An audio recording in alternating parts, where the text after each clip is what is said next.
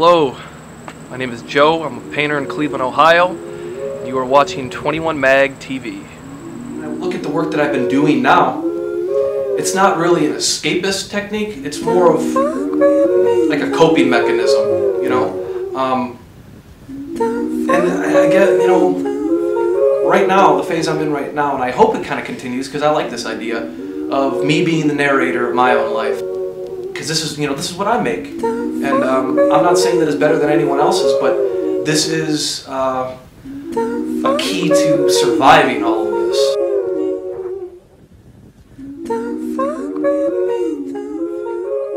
We are in my magical kingdom of light.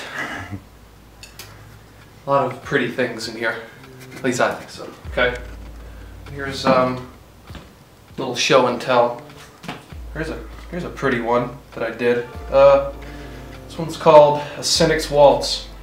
You know, strangely enough, well, perhaps not, that I did this when I had a mild ear infection. So, put some maggots in there, it's for good measure. I could go like with the meanings and whatnot, but you know, just make up your own mind about it. Yeah. Like, what is your work all about? It's about freedom. You know, just doing whatever I want to do. I have a host of resources that I could look through, you know, phone book ads, magazines, film is a big one. And then I kind of put my own esoteric take on it, I guess. I don't guess, I know.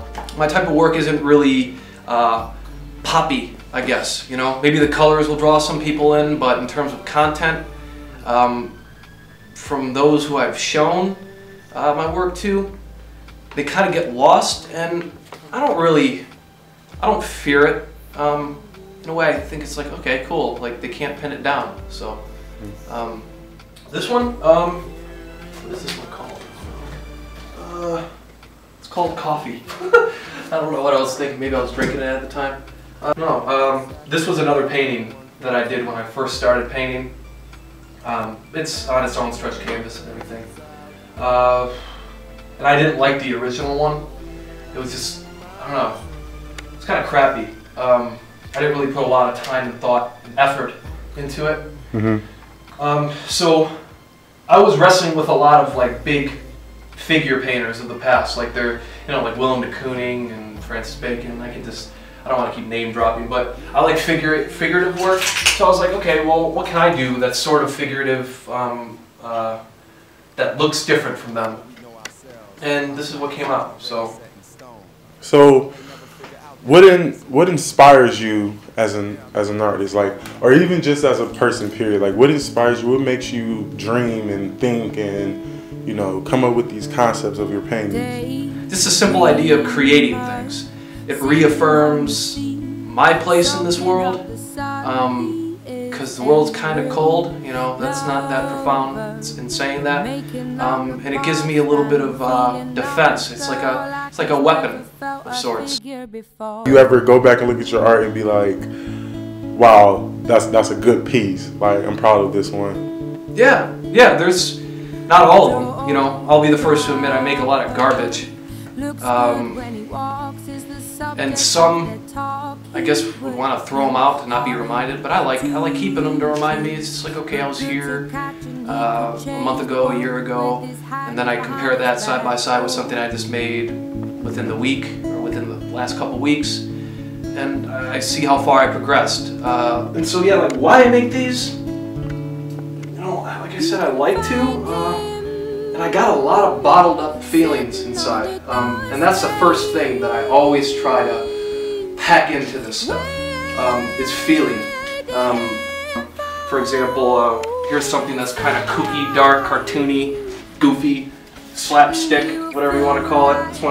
This one's called Master. A host of materials was used on this: crayon, paint, pencil, charcoal.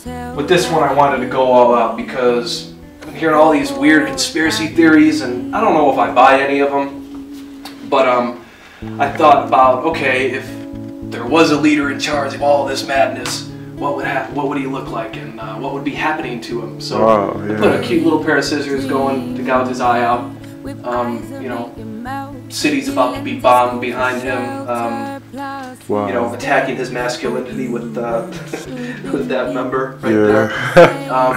So if there is this controlling type of personality in the world, I get a sick satisfaction out of just taking them out in the worst kind of way. This one is called This One and That One, actually. And this is on its own canvas. It's a little under 6 feet by maybe 4.5 feet, something like that. And at the time I was looking at Guernica and a lot of Picasso's black, white, and gray type of work. And I liked black, white, and gray. I liked it a lot because, you know, I see so many poppy colors all around, and this kind of puts that on mute. And I'm in downtown Cleveland a lot, and I'm always in awe of these huge buildings, and I'm always imagining what kind of people are in there, and then you know, tragedy, what could happen. You know, you're so far up there, and it's imagining, okay, what if there was somebody on the 40th floor of some high-rise, and they just felt completely alone, and they're just tired of it all, they're tired of the job, they're tired of everything, and they just jump. Who would be able to save them? And I don't think you can. They're already plummeting down. So yeah, it kind of came together, like somebody helping out somebody else who's in need, and the person who's helping that somebody doesn't really have a form. Kind of like that guardian ghost, maybe. I don't know. Yeah, there's a lot of stuff going on there. I like that one. That was finished last winter. So this one, there was a lot of time put into this, and I'm really happy with the way it came out. Do you have any like big dream projects, or is there a project that you really want to do that you kind of always contemplated and thought about and planned in your head? I always wanted to do a mural of some sort in a public place, obviously, where a lot of people could see it, not just tucked away in some kind of alley. Yeah, something public, something that is not just hanging on some sterile wall, you know, in some gallery or some cafe. Something for passerby to look at, you know. To scare them or enlighten them, I don't know. But I move from one thing to the next, one at a time. Very rarely will I, you know, work on like 3, 4, 5 paintings at a time. I think that's absurd, you know, because it takes my focus away from one, you know, that core idea that I'm on. I jump around, and it just doesn't work out. Future projects. Right now, actually today, it's August 9th, 2014. I'm pretty happy. There's a local bar, Becky's Bar and Grill, downtown East 18th and Chester. Real cool place, right near CSU. Highly suggest it. I'm going to be showing in local bar, Becky's Bar and Grill downtown. And I want to show in like more cafes, coffee places. They don't seem to be booked like galleries.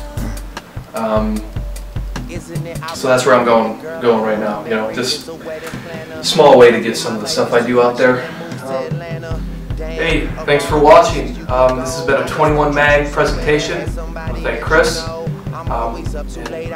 all the creatives out there, just keep making, keep pushing. It's all about all we got. Sometimes it feels. So keep it going. Keep fighting the good fight, and maybe I'll see you around sometime. Thanks. Bye. Secrets you were telling everybody but me. Don't be fooled by the money. I'm still just young and unlucky. I'm surprised you couldn't tell. I was only trying to get ahead.